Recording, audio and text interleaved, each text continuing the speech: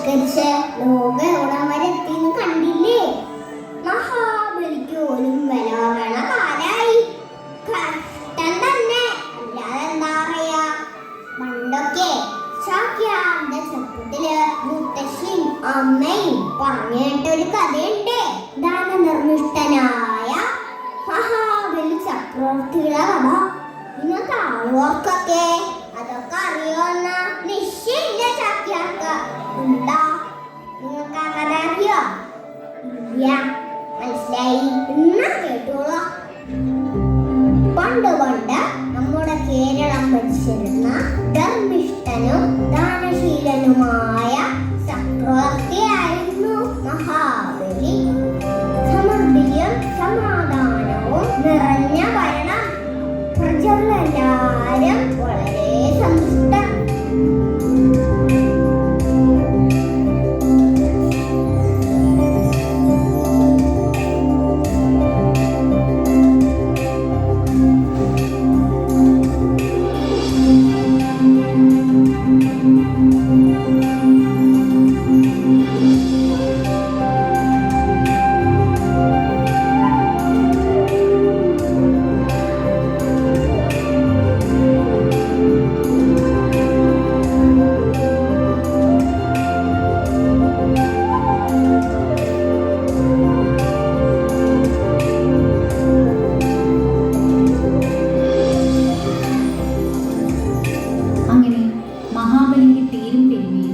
ജനപ്രീതിയും ഭൂമിയിലും സ്വർഗത്തിലും പരന്നു.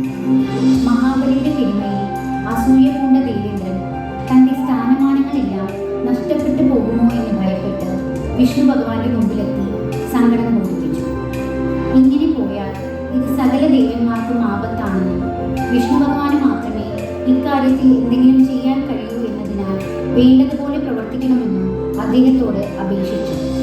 മഹാബലി വലിയ ദാനശീലനാണെന്ന് അറിയാമായിരുന്ന വിഷ്ണു ഒരു ദരിദ്ര ബ്രാഹ്മണ ബാലകനായ വാമനന്റെ വേഷത്തിൽ മഹാബലി അശ്വമേധയാഗം നടത്തുന്ന യാഗശാലയിൽ എത്തുകയും ചക്രവർത്തിയെ മുഖം കാണിക്കാൻ അനുവാദം ചോദിക്കുകയും ചെയ്തു.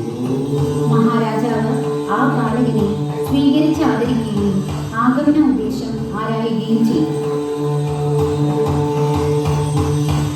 അല്ലയോ ബ്രാഹ്മണ ബാലക, അങ്ങയുടെ ഈ വരവ് എന്തിനെന്ന് അറിയിച്ചാലും അങ്ങ് മഹാദാനശീലനല്ലേ? അടിയന് തപസ് ചെയ്യാൻ 3 അടി മണ്ണ് മാത്രം തന്നാൽ മതി. വെറും 3 അടി മണ്ണോ? മതി രാജൻ, നാം ഈ കാൽപാദങ്ങൾ കൊണ്ട് അളന്നെടുത്തുകൊള്ളാം. അങ്ങയുടെ ഇച്ഛ പോലെ ബാലക. മഹാബലി ഇത് പറഞ്ഞ നിമിഷം ബ്രാഹ്മണ ബാലന്റെ വേഷം കൊണ്ട് വിഷ്ണു ഭഗവാൻ ഒരു കാലടി കൊണ്ട് ഭൂമിയും മറ്റേ കാലടി കൊണ്ട് ആകാശവും മടങ്ങി. 3ാമത്തെ കാലടി വയ്ക്കാൻ സ്ഥലം കാണാതെ അദ്ദേഹം ചക്രവർത്തിയോട് ഇപ്രകാരം ആരാധി: രാജൻ, 3ാമത്തെ കാലടി ഞാൻ എവിടെ വെക്കുമെന്ന് പറഞ്ഞാലും? ഭഗവാനെ, അങ്ങാരാണെന്ന് എനിക്ക് മനസ്സിലായി. ഞാൻ എന്റെ വാക്ക് പാലിക്കുന്നു. 3ാമത്തെ കാലടിക്കായി ഞാൻ എന്റെ ശിരസ് നമിക്കുന്നു. രാജൻ, ഞാൻ നിന്നിൽ സംപ്രീതനായിരിക്കുന്നു. നിനക്ക് ഇഷ്ടമുള്ള വരം ചോദിച്ചാലും. പ്രഭു, വർഷത്തിലൊരിക്കൽ എന്റെ പ്രജകളെ വന്ന് കാണാൻ മാത്രം അനുവദിച്ചാൽ മതി. മറ്റൊന്നും നമുക്ക് വേണ്ട. തഥാസ്തു.